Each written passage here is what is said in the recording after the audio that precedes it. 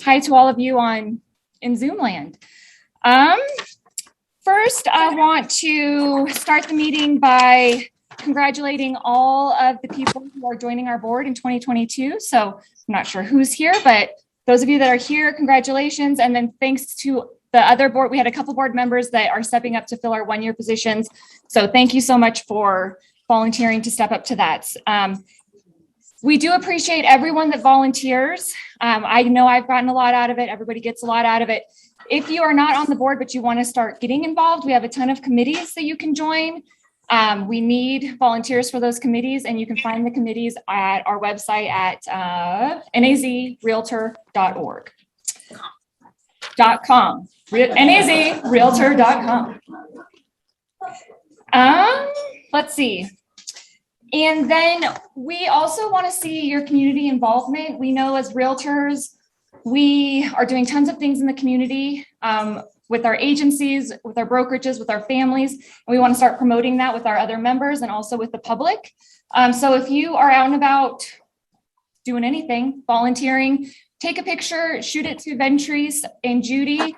We're going to be putting together some monthly ditties so that people can see what we're doing, because obviously we all know that we're kind of probably the most involved organization. I'm just going to say that around. So we want to promote you guys and promote ourselves. If you don't have any ideas of how to volunteer, we do it in NAAR. So reach out to us or to Lori, who's been doing a fabulous job. Also, you'll see on your tables, we have some questionnaires that we'd like you to fill out, and city members, we'd love for you to fill one out too. They're just little questionnaires that will really help our diversity and equity and inclusion task or committee. Now we're no longer a task force, we are a committee. So please take a moment to just write a little one-liner on what some of those words mean to you. And next, if any members have any announcements that are here, any new people that want to introduce themselves or any announcements that need to get made. Hi, Eric Davis, Special Agent Homes Realty. I just want to welcome Linda Keeney and Marion Armstrong to our realty brokerage. So thank you. Hey, welcome. And then next, thanks to all of those that are participating in the RAPAC scavenger hunt. If you are, we appreciate that. I know I am, and one hot tip, do not try and do traffic school and the RAPAC scavenger hunt at the same time. It's very, you get hooked and then your traffic school goes on idle and then you get kicked out and you don't get credit for the time you're doing traffic school. So devote the time just to the scavenger hunt. So with that, we're going to bring up Rick Lopez, who's going to talk about RAPAC just a bit. So welcome, Rick.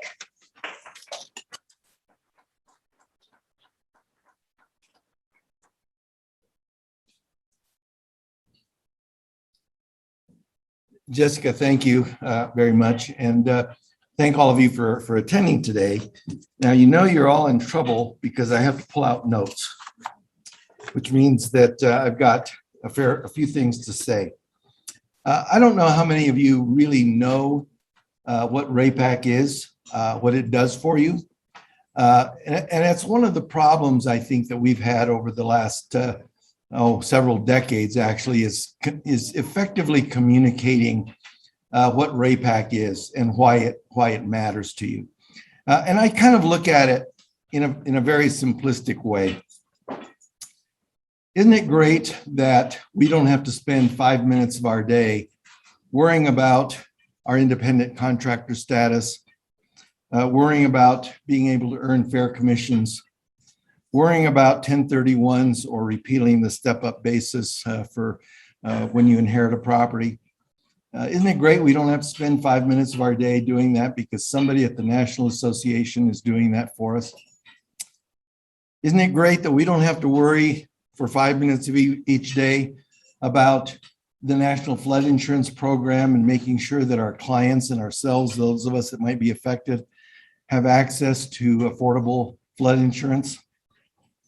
Isn't it great that we didn't have to spend 5 minutes of our day wondering if we were still going to be in business due to the pandemic because the state association lobbied the governor to declare us and all associated industries as essential businesses? and that we were able to have, most of us in this room were able to have the best year we ever had last year. And although we had to revise some of our tactics to stay healthy, we were able to do that effectively and stay in business and have a great year. And again, most of us in this room are having a good year this year.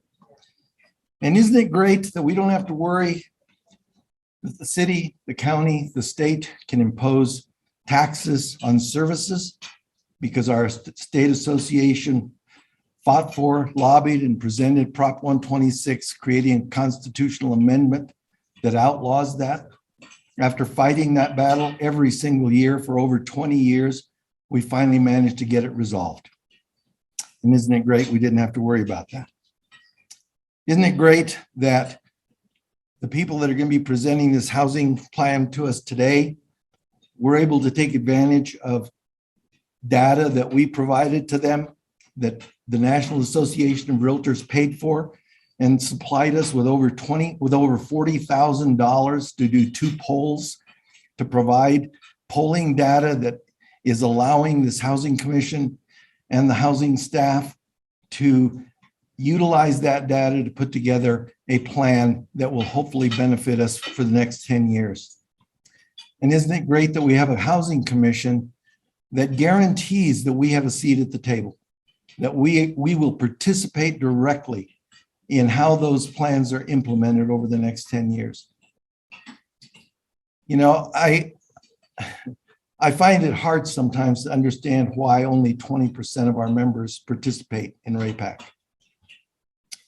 Just to give you some stats on that information, if you look at some of our neighboring associations, Lake Havasu has a 47% participation rate, Kingman 68%, Prescott 34%, Sedona Verde Valley 68%, and we're at 23%. That's barely 2 out of every 10 people in our association think it's worth $35 to pay for all these things that we benefit from every single day. You know, I'm a major investor, and the major investors, and there's 8 of them in our association, contribute almost half of the absolute dollars that go into RAPAC. 8 people are contributing 50% of the dollars that are used that benefit each and every single one of us every single day. I'm not a major investor because I get to wear this cool jacket. I'm a major investor because it matters that much to my business. And all of you should just consider it a cost of doing business. It's like having business cards. It's like paying for your cell phone. It's like paying for your MLS dues and your dues to your broker. It's no different than any of that. And I have to be honest, if it's not worth $35 to you, then either we are doing just a really absolutely awful job of providing that value message to you, or I don't know what else to say. It has to be worth at least that much. We can do better than 23%. We have to do better than that. It has to matter to each and every single one of us. And I know there's an argument out there that says, well, I don't want to be involved in a political action committee because I don't like the people that they support and at the state and national levels. Well, you know, you can dedicate your money to issues in mobilization. It doesn't have to go to any candidates. It can go directly to issues that affect our business. But keep in mind that the Realtor Party has one job, and that's to support candidates that support our business. We don't get involved in the social politics of the day. We don't get involved in that. That's not our deal. Our deal has to do with real estate, has to do with our industry. It has to do with our business. It has to do with what affects our clients. That's it, period, end of story. So I hope that after today, you'll at least figure out that it's worth that much, $35, to participate in something that positively affects your business each and every single day. I appreciate your time and your attention. Thank you so much.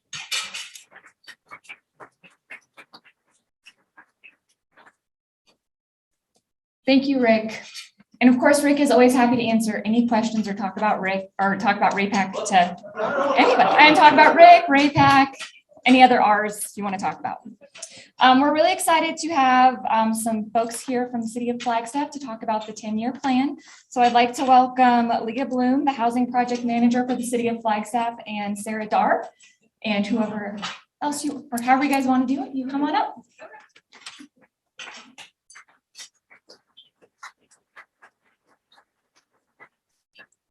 Hi, everyone. My name is Justina Costa, and I have the pleasure of being the Assistant Housing Director at the City of Flagstaff in the housing section. I am joined today by Leah Bloom, our Housing Project Manager, who has worked incredibly hard as the lead on what we are about to present to you, which is the 10-year draft housing plan. In addition, we have Sarah Dar here, who is our housing director, and Sarah and I will be available to help answer questions at the end of the presentation. We are delighted again to be here to present this to you and for the involvement that this group has had in helping us create the draft plan. Thank you. Hi, everyone. I'm Leah Bloom. I'm going to get the presentation rolling. And I think, are we ready? Oh, it's the wrong screen. You guys can see my notes. This side can see just the presentation. This side will see just. Oh, they will? Yeah. Well, let me put up, can you help me put up the and then I'll get my notes out so that we can do it and we won't be distracted by. Yeah. I can prepare.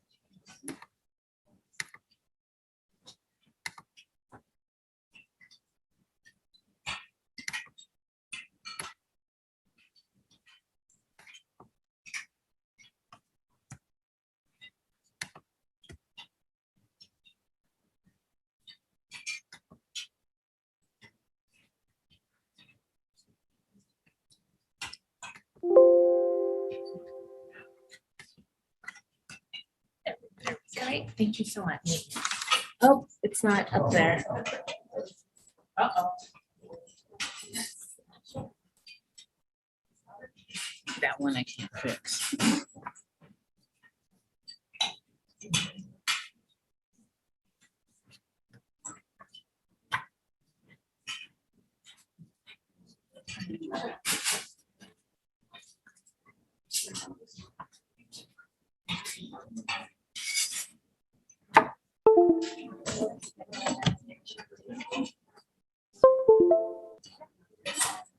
There we go. Thank you so much. All right, we're rolling. Let's see if I can. Thank you, guys. I have to say this setup looks way different than my at-home setup. So as I said, my name is Leah Bloom. I'm the housing project manager, and I just want to thank everybody for allowing the city to come speak with you guys today about the draft 10-year housing plan. Obviously, we're here to answer any questions and get feedback and then direct you guys to an online survey that we would really encourage you to take. And before I go into the plan, I just want to thank we have Eric Davis, he's a commissioner here. Karen Flores, she's a commissioner. Rick Lopez, he's not a commissioner, but he's on every working group. Tad Moore, same thing. You guys, if I missed anybody, I'm sorry, but I just want to thank everyone in this room for their involvement in helping create this important document.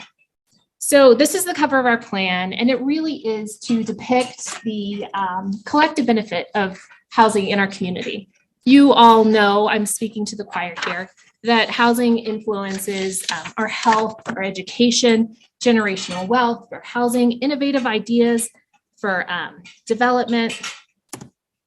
Today, we are going to go over the housing declaration that was presented by council about a year ago. We're going to go over the public participation timeline and the draft plan. We're going to dive into our findings, our goals, and then our solutions. And I know that there are a lot of people in this room that have heard this maybe 4 times, so thank you. It's going to seem very similar to the last time. So the housing declaration, like I mentioned, was declared by council about a year ago. You can see here the plan is to provide this foundational framework for establishing work programs, prioritizing staff work, and allocating necessary funding for the implementation. The plan is to increase housing opportunities occupied by local residents, and it calls for ways to encourage more economically priced housing construction and to explore additional local funding resources for the creation of affordable housing.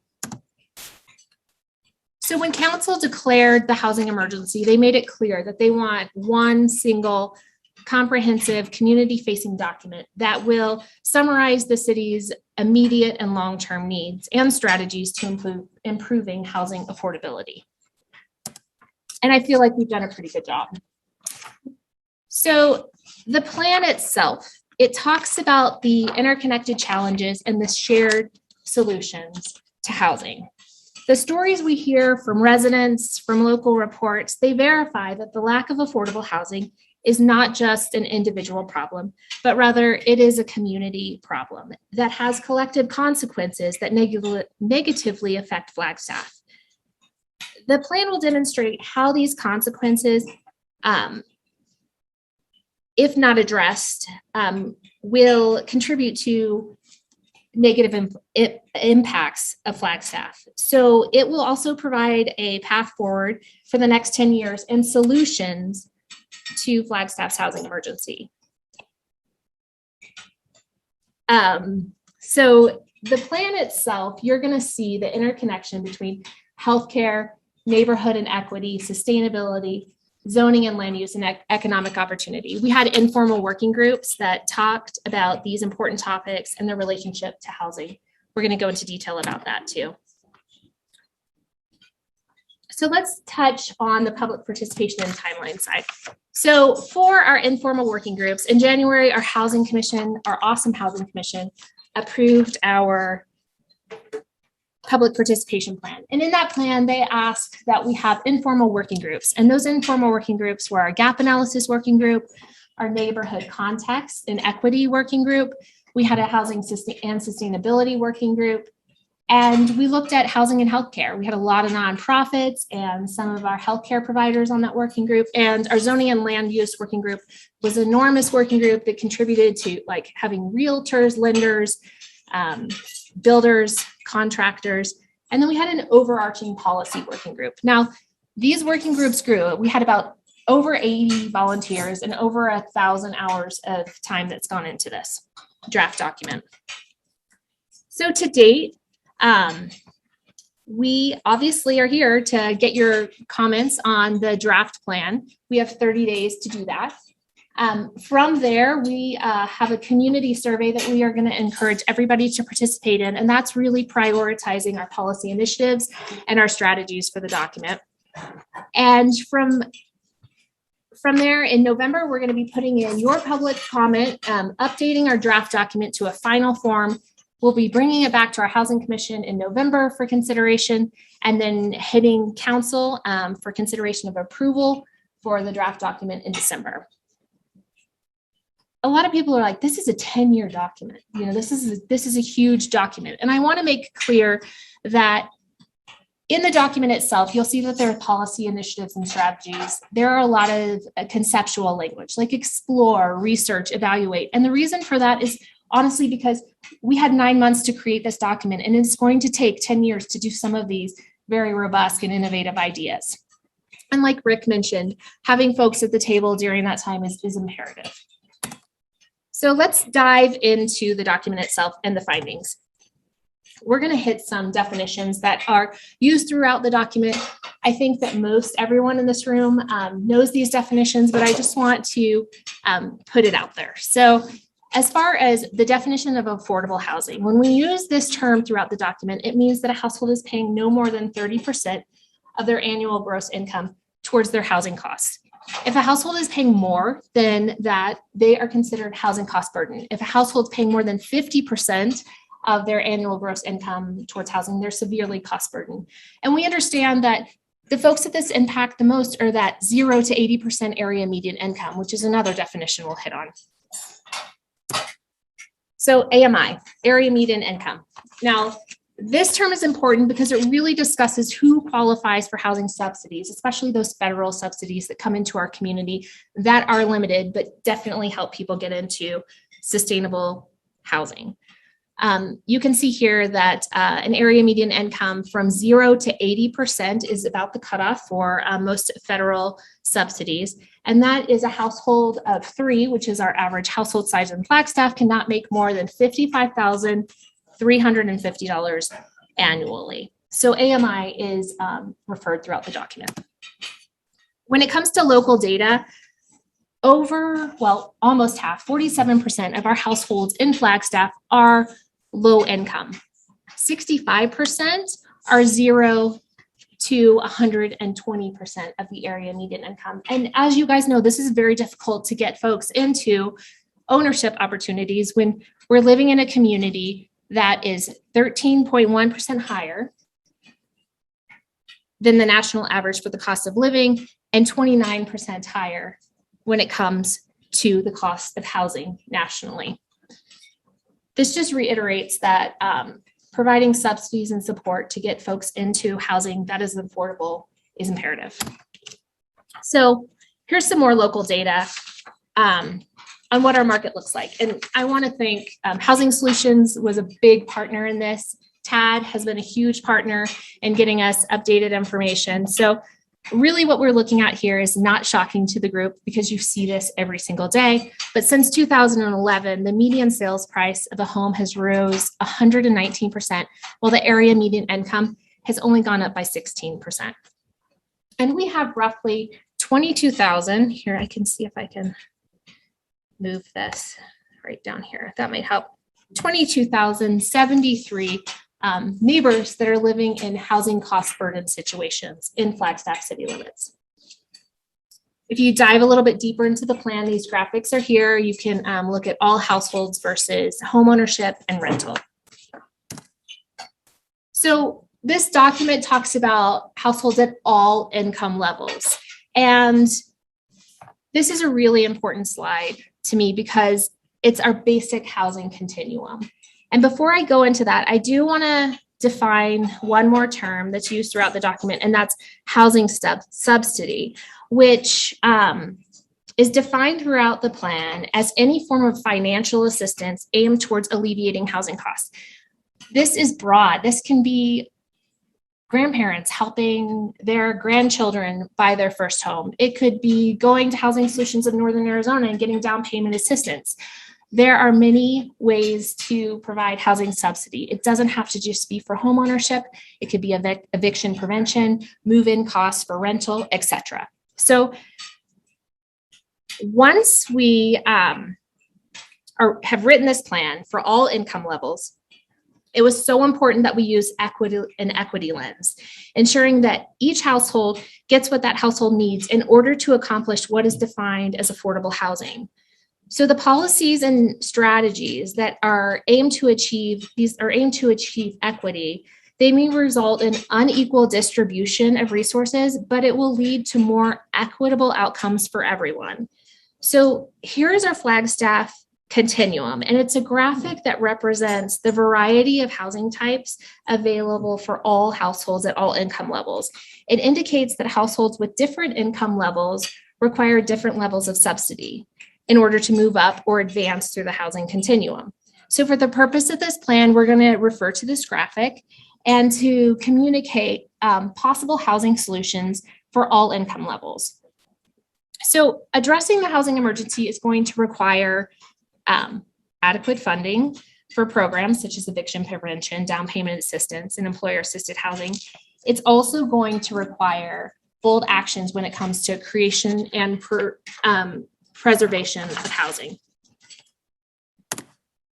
So our gap analysis working group was amazing. And we took into consideration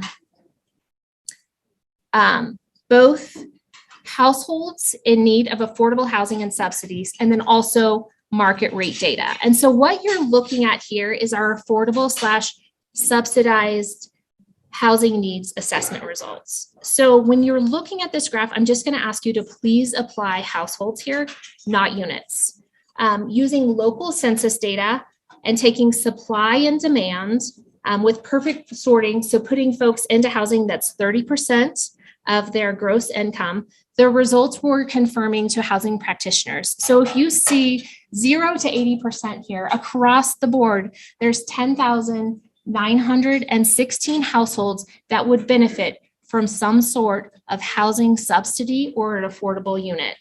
We also wanted to look more at our workforce housing, those that are making a little bit higher, between 80 and 120% of the area median income. And there was 1,156 households in need. And what I think is most interesting here is that when we're looking at our 0 to 80%, that can really contribute to a lot of renting situations. So this is saying that people are living in less than ideal housing situations, paying too much in rent or doubling up. If you're taking it down to a little bit higher, the 0 to 120, these are larger households, and you know that larger households cost more money. So if we're looking at the 4 to 5 bedroom households, folks are still needing some sort of subsidy to get into what is defined as affordable. And then for our market rate gap analysis, we took into consideration housing production and then population, and we also looked at our short-term rentals.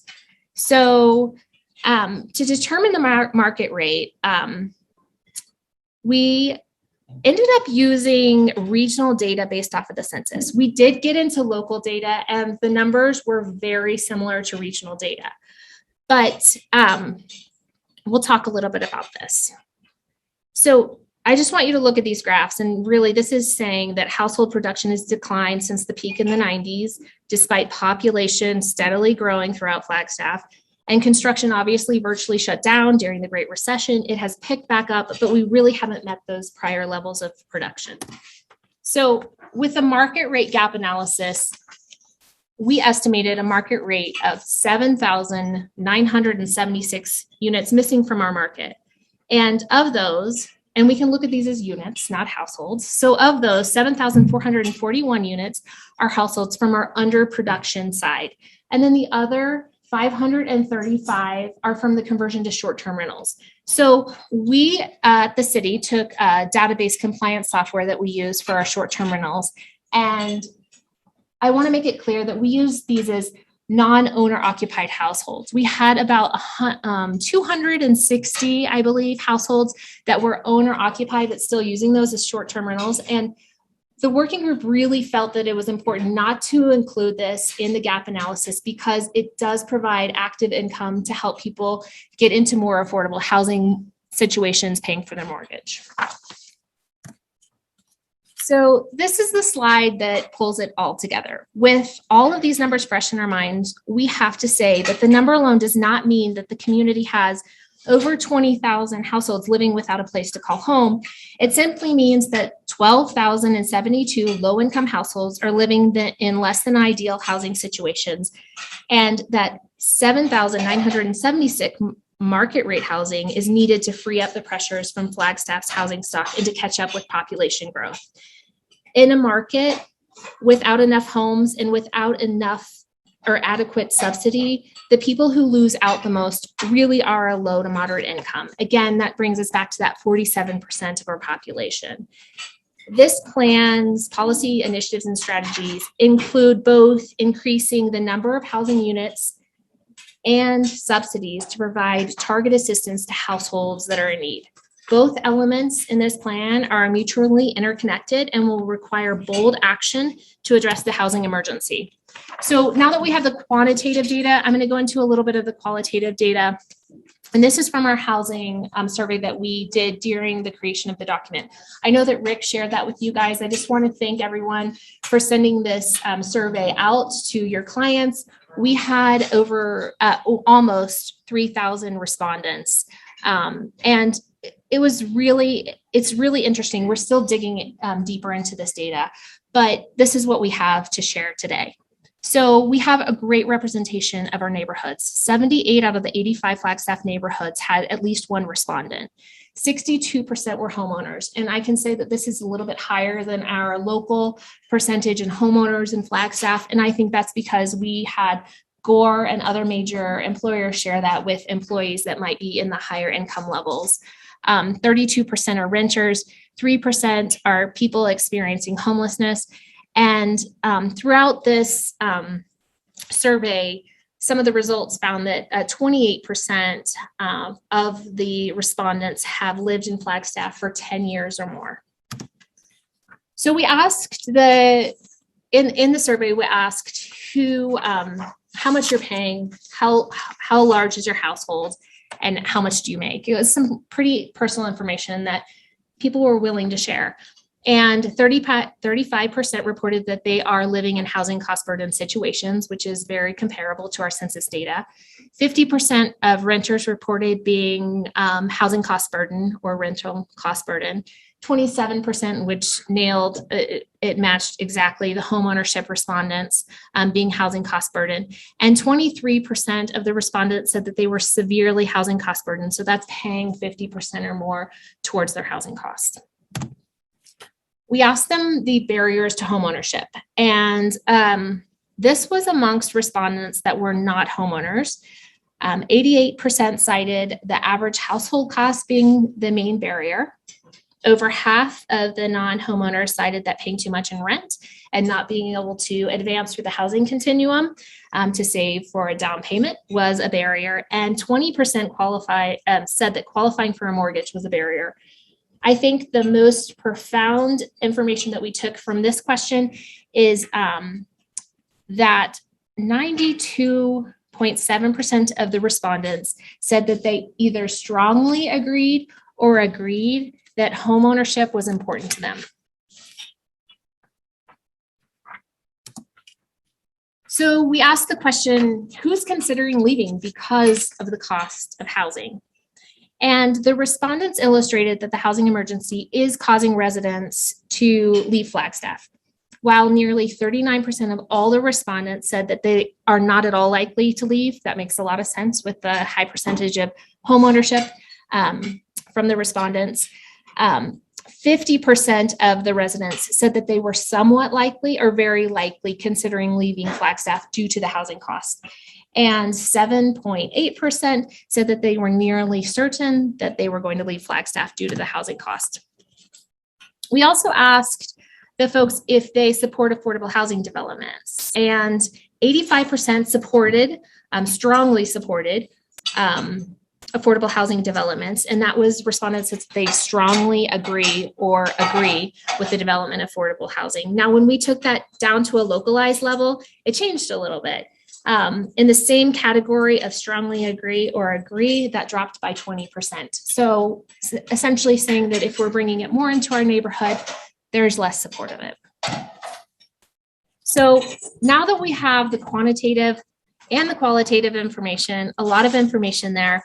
And before I go into this, when we looked at our market rate, I forgot to mention that there is a lot of information in our document that I would love to get your feedback on. We talk about second homes, we talk about short-term rentals, we talk about students in our community, and our Flagstaff is what it is because it's made up of the people that live here. So looking at the document, please read through that market rate section because you are the experts in this area, and I think that receiving your feedback would be vital. So now that we have the quantitative and qualitative information, let's go into the goal of the document. We have a single overarching goal of the document, and that is to reduce the current affordable housing need in Flagstaff by half. So the goal supports two fundamental elements that will together will significantly impact housing affordability. We have provided a goal number for both the units built and preserved, and a goal number for the subsidies that need to be provided over the next 10 years, which together those will accomplish new affordable housing units. And these numbers, I want to assure you, will be reported back to the community, our housing commission, and to city council. So here are the two elements. Create and preserve 7,976 units by 2031 with a minimum of 10% affordable, and to increase the overall housing supply of market rate workforce and affordable housing occupied by local residents. That's element 1. And element 2 is to impact at least 6,000 low to moderate Flagstaff residents through a combination of unit creation and subsidy provision. These numbers may look familiar to you. Element 1 is really addressing that market rate, the units. That number matches 7,976. Element 2 is getting back to those subsidy/affordable needs. That is 12,000 folks that are currently in need. And we said that we could address half of that by at least 6,000. So solutions. We are not going to go over every single policy initiative and strategy in the document. We have asked folks to participate in the survey, which is a community forum survey. There's a link you can take, and that really is asking for your feedback on whether you support the strategies, whether you understand or you don't understand the strategies, and which strategies you would like to see come first in order to achieve a policy. So this is going to be accomplished through 4 categories, and we separated them out in 4 categories of create, connect, preserve, and protect. So let's start with policy initiative create. It's create housing options for all households at all income levels and family sizes occupied by local residents. There are 5 policy initiatives. You're seeing 3 of them here. There's 2 on the other slide that will accomplish this goal. And within that, there's strategies, and there's multiple strategies in this 10-year document, as we discussed, that are conceptual.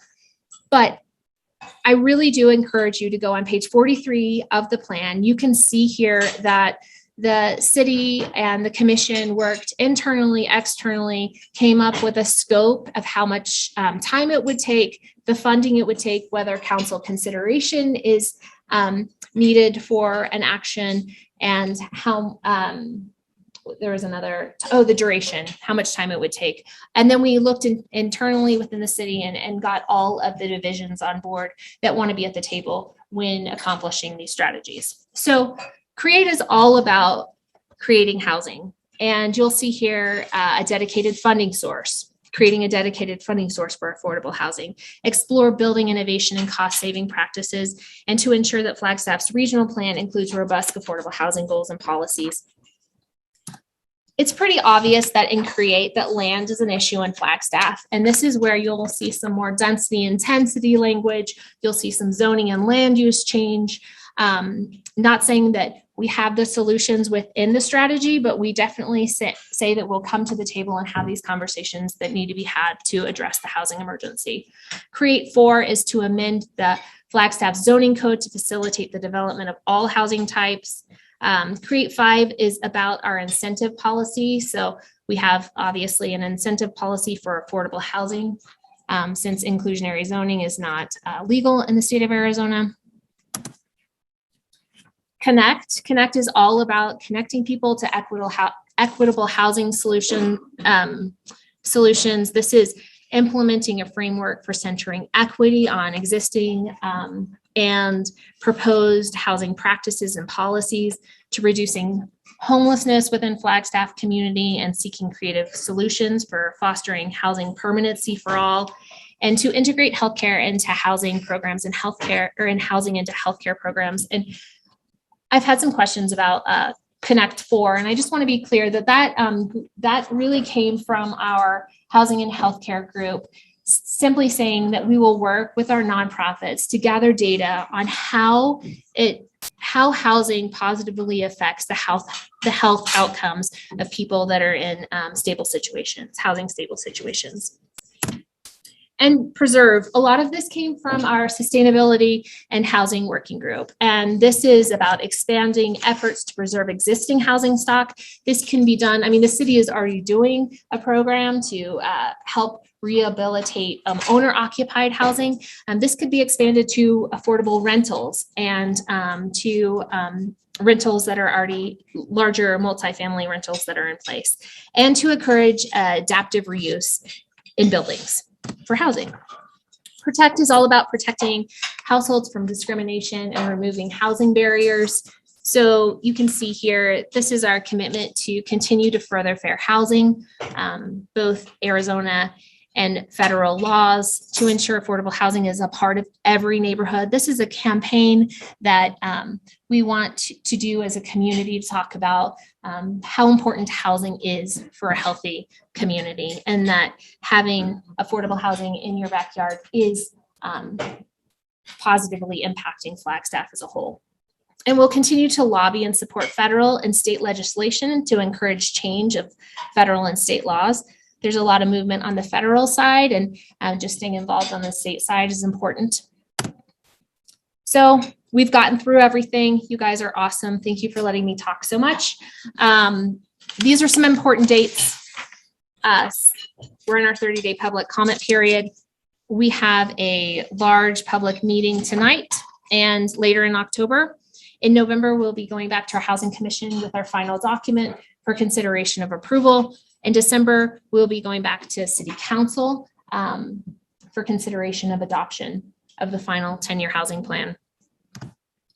So we want to hear from you. Here are your links. The city's website has a lot of information on it. I usually direct people to go to the website under residents. There's affordable housing. That takes us to our main page. And from there, you can see a link to the housing plan. I have tools on there that walk you through the document, which was really weird to record and do. But and then I have the plan itself. We have the link to the survey that we really, really want to encourage everybody to participate in.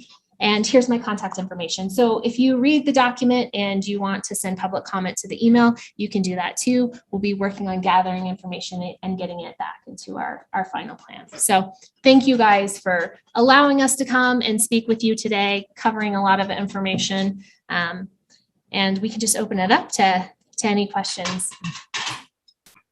and comments. Or none is fine. Oh, no, I put the links up there. Rick? Of course. Yes. Start it off.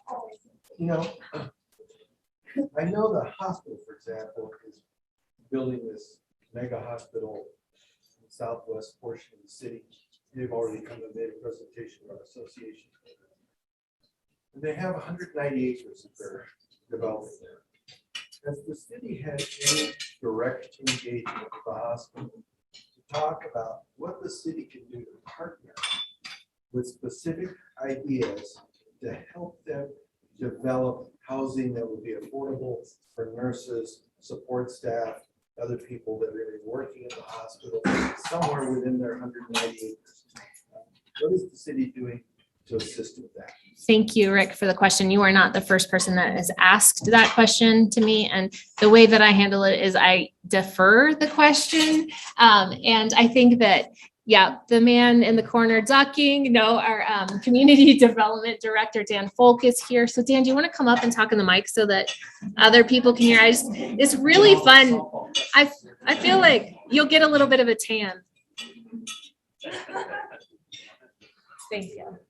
I want you in your best life. That's right. Good afternoon, everyone. Thank you for having us to talk about our housing plan.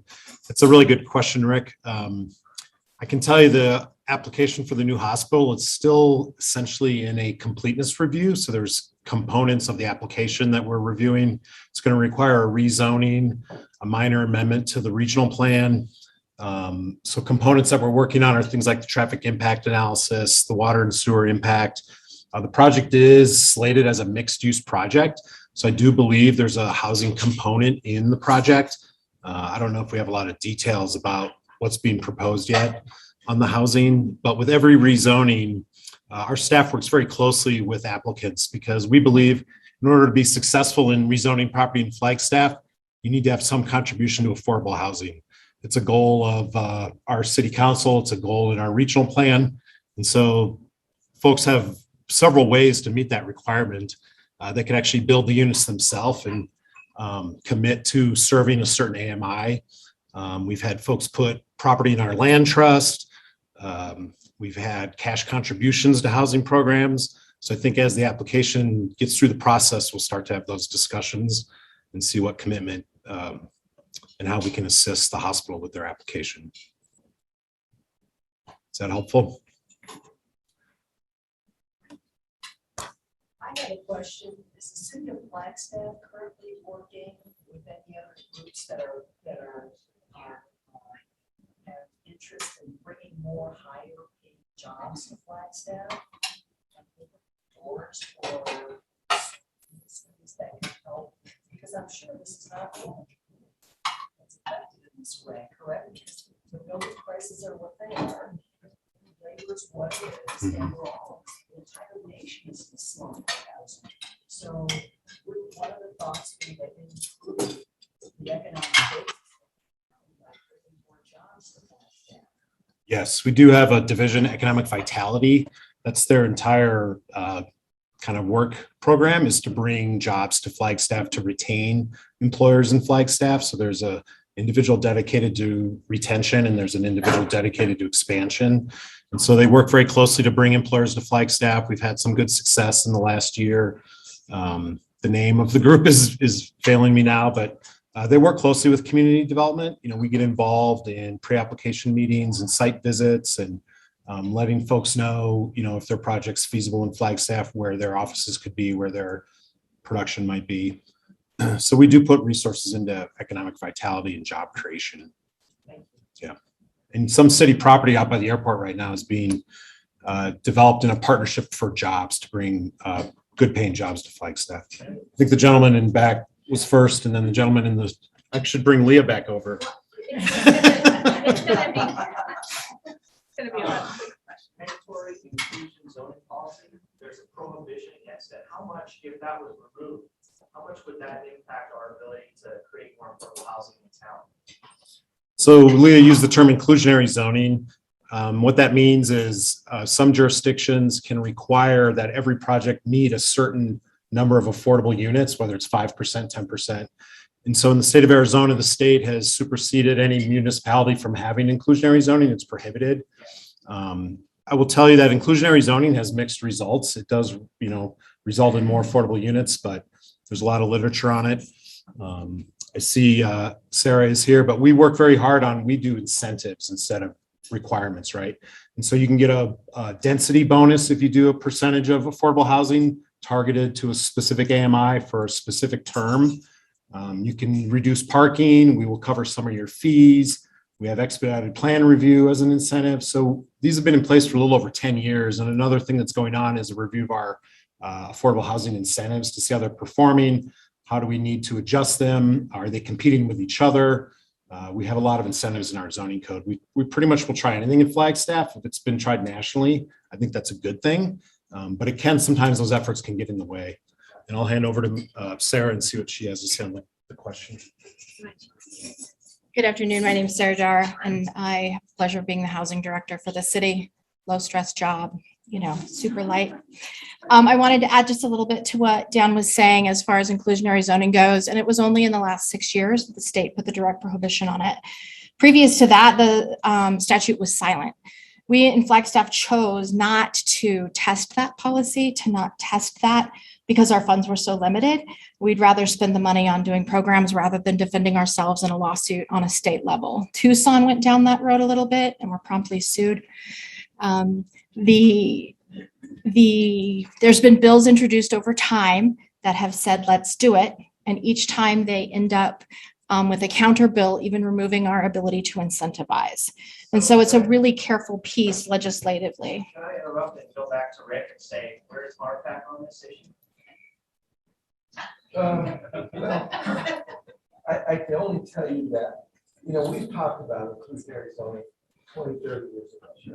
And as Dan said, there are mixed results. Santa Fe tried it, for example. I don't know if they still do it, but one of the things that they found is that what it does within a subdivision is it creates such a broad difference between the lower end prices and the market rate prices. There's such an enormous gap in between there that the people down here can never move out of here to get to there. Right. That's one of the problems with inclusionary zoning that it creates. So it's had mixed results. So I don't know that RPAC has really taken a position on it, to be honest with you. And there's literature to support both of those arguments on either side. We've had decent luck with incentives, several hundred units coming from incentive policy, even during the major recession. We're looking at redoing that incentive policy now, especially because one of the incentives utilized previously was a density bonus. And what we're hearing from developers now is they don't even want to build the minimum densities we have now, much less build more. So we have heavy involvement from the development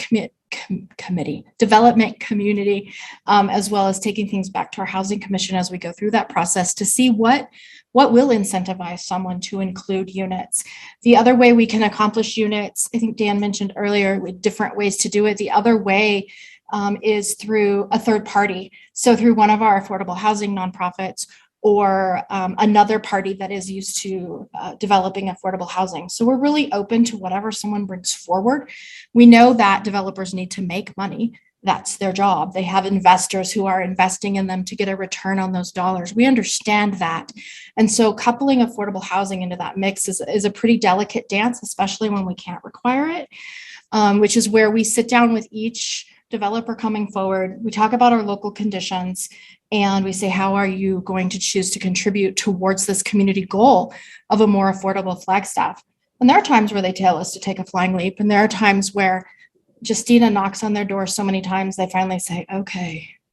And we're able to do some different things with development agreements. But even then, our hands are quite often legally tied as far as enforcing if it's not done. So we work on a lot of handshake deals with a lot of sugar instead of vinegar to see what we can get accomplished within our community.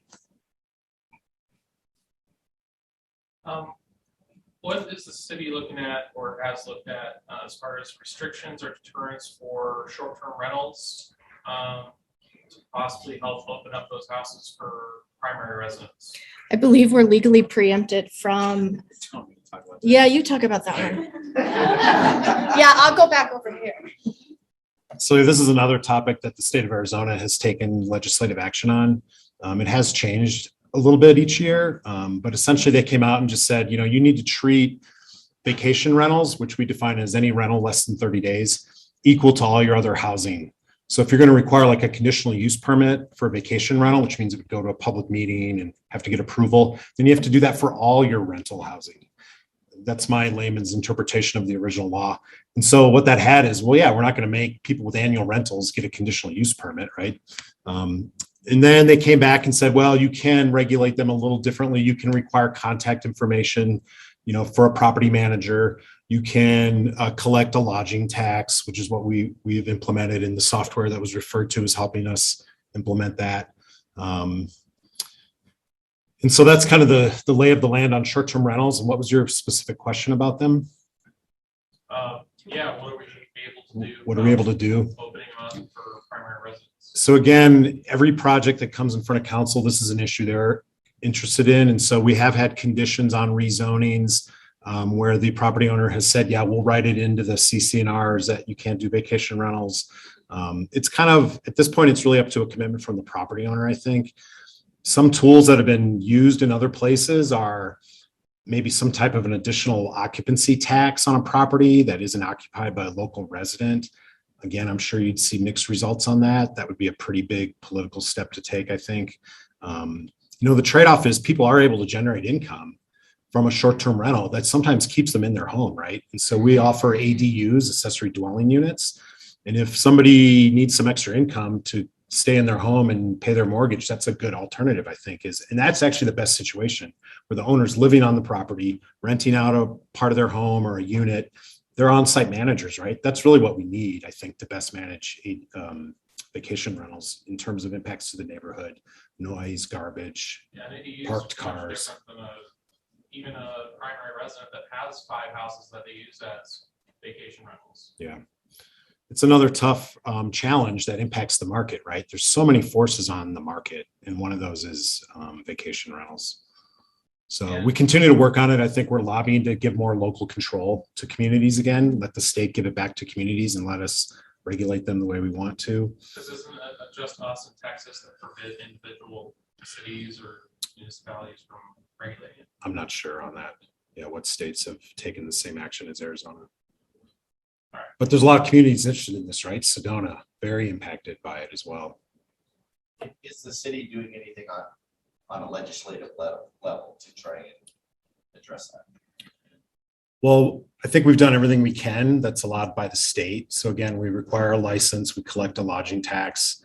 They have to give us contact information. So if you're a neighbor, you know who to call. I'm sorry, I mean, as far as changing the laws. So we lobby basically at the state level to give more local control. I think that's something councils put on their legislative agenda to try to get action at the state to give more control back to municipalities.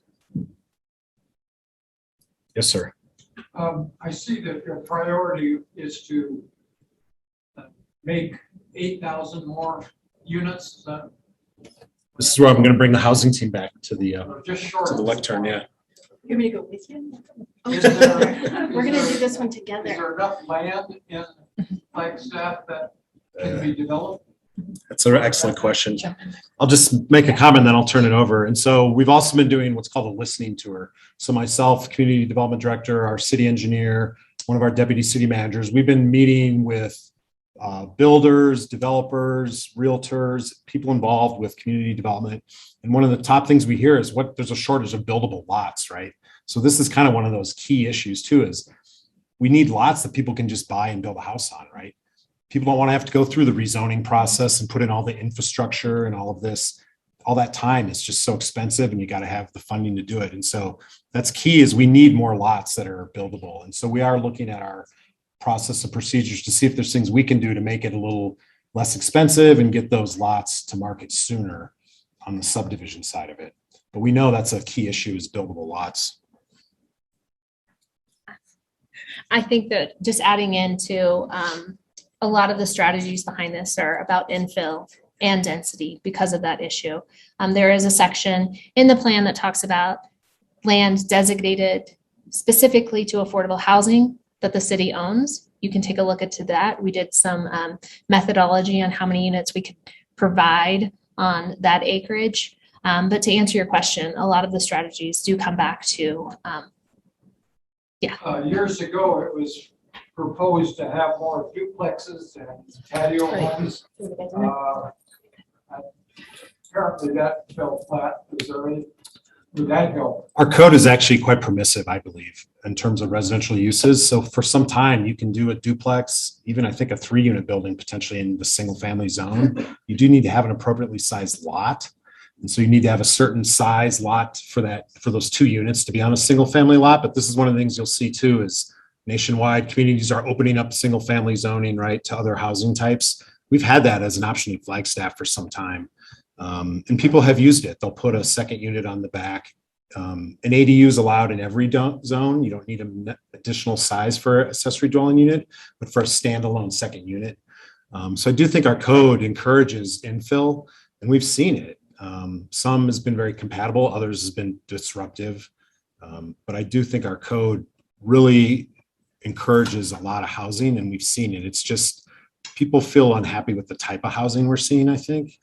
The large student housing type buildings, if that was built for other folks, I don't know if people would feel differently about it, but again, that's an extension of our zoning code, which again allows for some pretty good density. Rick? Dan, something that might also help address that available land is, and maybe you can touch on this a little bit, is the extension of 4th Street southward that will open up thousands of acres of privately owned land. What the timing is on that, and if the city's going to do anything regarding preemptive zoning in there so that it will remove that time frame from having the zoning problems. So actually, this was on council's agenda on Tuesday night. If you go back and watch the meeting, they got a report on the John Wesley Powell specific plan. And so we are working on a specific plan for the extension of John Wesley Powell from Pine Canyon over to where it will connect with 4th Street past the Canyon Del Rio development. And so we've developed engineered plans for that roadway. Part of that discussion on Tuesday night was what should the alignment be? The primary alignment that's been on the paper for many years does impact a number of single-family homes as you start to go north toward Canyon del Rio. And so that neighborhood would prefer an alternative alignment. And so there were 3 alignments presented. The road itself is funded through the current transportation tax. I believe it's 40%. So only 40% of JWP is actually budgeted through our 20-year transportation tax. The assumption is the other 60% will come from property owners through some kind of a taxing district or improvement district. And so that's one of the big things to figure out is how's it going to get paid for? Will those property owners that benefit from the road be able to participate in a improvement district? And so that work needs to come after the specific plan is completed. We're taking it through a public process. Timing, it's the hard thing to predict when JWP will happen. It's part of a 20-year program. And so not everything in the program is going to get built in the first 5 years. I always tell people it's a 20-year program. Some things are going to happen in the second 10-year segment of the program. Lone Tree Overpass is in that program. A lot of bike ped improvements are in the program. Lone Tree is in the program. Butler's in the program. Those are the priorities right now is Butler from 4th to I-40. That corridor is going to get designed and improved. But JWP is one that we're working on, and eventually it will get constructed. How much land it opens up? There's a land use component. That's the other thing I wanted to mention. So in the specific plan, there's a land use component. There's a lot of topography in this corridor, a lot of environmentally sensitive lands. It's not a flat cornfield, right? So I don't know if we're going to get the densities everybody thinks, but you should look in the plan. There's a land use component which projects density on some land uses as well for the corridor. What about the Jones Park area? It's flat as a pancake. I read that big, basically looking at the regional plan now, Jones Park from the timberline. I just wanted to get your comment on that. Do you think that would be more appropriate for multiple house units? I'm just not as familiar with that area because it's not in the city limits. It's Coconino County. We do work closely with the county community development group. I don't really have any initial thoughts on that. One of the challenges in developing, especially affordable housing in that area, is lack of resources for folks. So no water, public transportation. There is a school out there, but it is a distance piece. And so it's interesting to hear the questions, and I'm standing in the corner thinking how interconnected everything is. We're here to talk about a housing plan, and we're talking about transportation, and we're talking about all these other elements, and they really have to go hand in hand in order to create community. And so Donny Park, yes, flat, yes, lovely loamy soil, you can grow anything. It's a distance, so it changes the demographic that is able to live there. One of the things I get frustrated with as the housing director is hearing people say, well, why are you going to make those people live out there? Well, one, we are those people, every single one of us. And two, people choose where they live. So someone who has transportation challenges isn't necessarily going to choose to live in an area that isn't served by public transportation. So we don't get to play much with Donny Park because it isn't in the city limits. And we work to partner with the county quite often where we can. One of our challenges in those partnerships is that the county is so geographically massive. We have to talk about, if the city is giving resources, we need them centered around our taxpayers versus going to page type thing. So we do partner with the county where we can, and when it makes sense for our residents as well. But yes, there is land there as well. I know that Jessica was trying to tie us up. We are going to wrap it up. Our time is just about up here, but thank you guys so much, City of Flagstaff. Obviously, Leah's contact info is there, and I'm sure she can help you get in touch with any of these other great folks. Thanks for coming, and we'll let y'all get back to work.